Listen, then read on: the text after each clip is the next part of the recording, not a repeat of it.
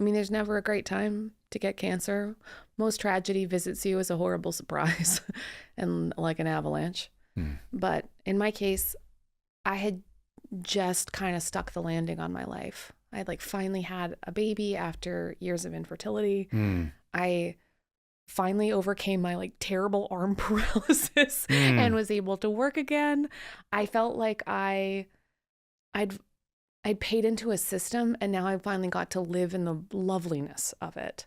So, dream job, dream baby, married my high school sweetheart. Like everything was actually Instagrammable for Wow. a moment. Wow. And then I got some stomach pain and I'd had such a bad experience with that arm diagnosis where I just really couldn't get anyone to listen to me. And so I was really vigilant about health. And I thought, well, something's gotta, like, this has gotta be wrong and fixable. Yeah. So I went to see everybody all the time, but I was just constantly turned down for, You have acid reflux or something. I mean, I was sent out of the ER with Pepto-Bismol at one point. I just kept saying, there's something wrong. It hurts so much that I double over and sometimes throw up in my hands. Like this is genuinely unbearable. And so then by the time I yelled at a doctor and refused to leave the room until they did a scan because I had finally just decided that no one was ever going to take me seriously, we sort of concluded it was probably just like a wonky gallbladder. And I did what I always do, which is I went back to work and I was reading something interesting. And then I got a phone call that said it was stage 4 cancer and that I would have to go to the hospital right away, which meant that at the university, I was in this like lovely dress I'd just been teaching in. And I could feel right away that a life I loved was over. And so I called my family, who were all far away, and I walked down and across the quad and into the hospital to start a very different life. And that was really kind of the end of a set of very lovely, well-earned delusions that I had about myself as being a really hard worker who's just going to manage to overcome all obstacles, and that in the end that I would get the life that I deserve. And that was, I just wanted to be an academic. I was just like, good God, just let me be a historian. Yeah. And which already felt like it was just the realization of a lot of dreams. And then that was it. It was like a real stripping down of everything right away. Like the dress is gone. They put a port in. You can't wear anything that doesn't have to be, washed for blood or saline. I started immunotherapy and chemotherapy, and the assumption was that it would never end, that I would do this forever, and forever wasn't very long. And so it was the fall, and I remember thinking, oh, I guess but this is the last fall. And everything was so fucking lovely. It was just so beautiful. Everything was beautiful. Everyone was beautiful. It was so, I was so grateful suddenly to be alive, and I felt so loved, just really loved. Felt very loved by God, even though I was so mad. Felt really loved by like nurses and friends, and because my office was very inconveniently close to the hospital, I was like constantly in these like gross states of partial undress, and a professor would come by to like put anointing oil on my head and like pray for me and like their hands on my head. I just felt so carried by love and prayer, and I was so hurt. I was just so hurt that I'd like put all of this into everything, and that it wasn't gonna be. It was just like if I'd been able to, if I'd known, I would have done it so different.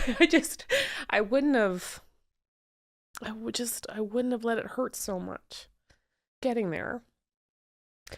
So You said you felt loved by God, even though at that point you had really been given a death sentence and you were angry at God. Can you unpack that a little bit? it was very well, I guess it was very weird.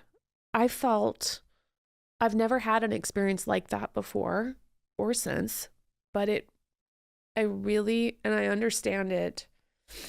I understood it then and now as being this very strange thing that God does, which is that God loves the brokenhearted. And it doesn't always happen because it is just like a gift. It's just kind of handed to you sometimes, but you feel like you're in this little bubble, and maybe you can kind of tell like your feet should scrape the ground, but they just don't quite. And I felt really carried through how horrible I genuinely knew it was. I mean, intellectually, I was like on point, fighting with doctors. I was about to go bankrupt and bankrupt my family because the number one cause of bankruptcy in America is healthcare bills. Wow. And we let the worst thing that ever happens to people be the second and the third and the fourth worst thing that ever happens to them.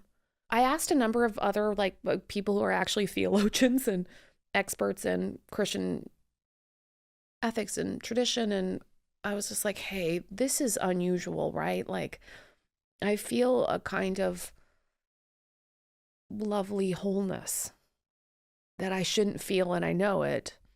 And I feel really weirdly loved, very specifically by God.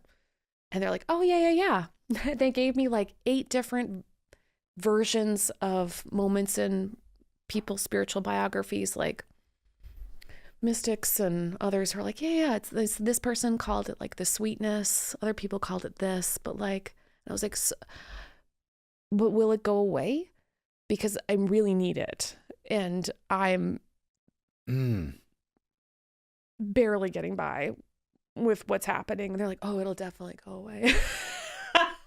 So the sweetness goes away. It's just but isn't that kind of what your work is right now, is to hold on to that sweetness and to share that? I mean, the other books, the Have a Beautiful Terrible Day, the new thing you got going on, The Lives We Actually Have, 100 Blessings for Imperfect Days, Devotions for a Life of Imperfection, etc. Is that sharing that sweetness? I love that term. There are going to be so many moments where we don't get to have the spiritual feelings that we wish, or the feelings from other people that we wish we could have. But I do want people to know that they're going to be there in these little glimmers. They are. It's just one of the only, like, because I was like an expert in God's promises of, I did endless. That's prosperity gospel stuff. Yeah. Like, I did hundreds of interviews with televangelists of people promising that God's going to give them certain things. And it was either money or health but often like a spiritual person is going to another feel TV a show. way. We can do a laying on of I like the heavy breathing. We can do laying on hands. Let's now. do that. That's great. Yeah. Yeah. Gracious God. But so I'm Ding. so. Oh, I got the new Apple show. You called. I'm very reluctant to promise people anything because I really have to know that it falls under the vast rubric of spiritual bullshit. But I do genuinely believe that God has a very special category for all those who are suffering. And that there's a whole category of like really small acts of mercy and effort that we can participate in. And that's why I'm obsessed with like little tiny steps that people can have in their day. Yeah. But it's the feeling like you don't want to just be stuck in a loop, that maybe it could be a spiral, and maybe there's just these small acts of progress where you can get somewhere, especially when it feels impossible. Other people, fine. They can climb the ladder. But like for all those of us who are like, gosh. What did you get better at? Gratitude, connecting with people. I'm really good at noticing what's in a day. Like I'll regularly pray like, God, just help me see things as they really are, and help me be in this day. And so, I mean, I could be having the most garbage, like I'm sorry to jump in on that, but I just had a deja vu because Jeff Kober, a meditation teacher and Vedic spiritual journeyer, and he said the exact same thing, like from the Vedas, which is like, I want to see reality as it is, not my thoughts or my feelings about reality. And it's like, as a prayer, like please let me see reality as it is. Two very different traditions leading to the same thing. Please continue. I like that. Yeah. There's a yielding there that's hard. Normal. But like, But what's that like? How does that manifest itself? well, like I'm thinking of a day that was especially gross, and I'm in the basement of a hospital, far away. It's incredibly expensive. I'm gonna have to do it for what feels like forever, and I'm alone because I always had to travel by myself, and I'm always overwhelmed, and I'm tired of doctors. But I was like, God, just let's do this. Whatever this is, just let's do this. And the blood work guy comes in, and it was such a creepy small room. And I was like, hey, what are we doing here? And I was like, wouldn't it be weird if while you're taking my blood, it's actually like, this is your thing? Like, this is what you really want?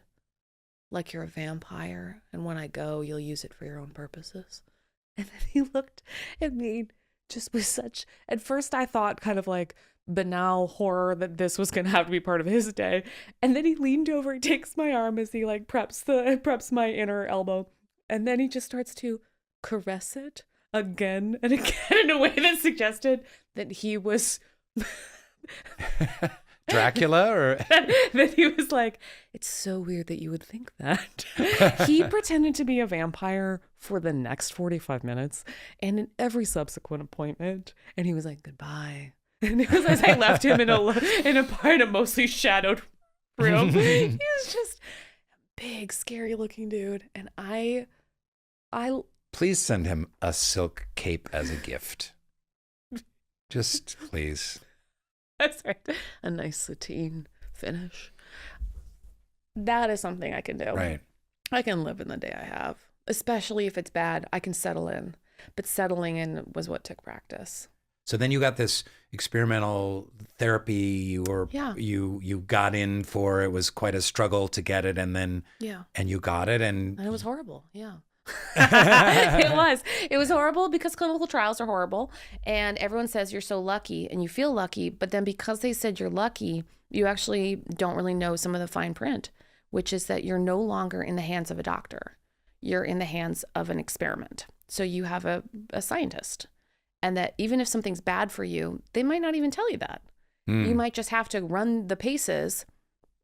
Getting drugs or being part of processes that might be good for the future, but they're not necessarily good for you. But you'll feel very confused about that because everyone's wearing white coats and you're in a hospital. Right. And you've never had different treatment. Fascinating. Yeah. And it's a purposefully obscure consent process. So even a very smart person, she says, aggressively pointing at her own face, won't necessarily know that had I looked at other clinical trials offering the same drug in other hospitals, I might not have had to have my organs brought to toxicity level as they tested chemotherapies. So it was a mixed bag is what I will say. Yeah. I had one drug that was a gorgeous drug called Keytruda that I responded so well to, and that drug absolutely saved my life and was incredible. And also all the other things they did in the process of having their trial protocols were so unbelievably awful for my body. And I was in so much pain all the time. And it was unnecessary pain. I could have only had the immunotherapy. I didn't have to have the other stuff. Right. Wow. So I had to run the gauntlet in order to get the drug. And I felt very confused at the time because I said lucky every step of the way. And it was only looking back and I was like, lucky and tortured at the same time. Wow. Yeah. It was a complicated gratitude. Wow. That's rich. The Soul Boom Podcast. Subscribe now on YouTube, Spotify, Apple Podcasts, and wherever else you get your stupid podcasts.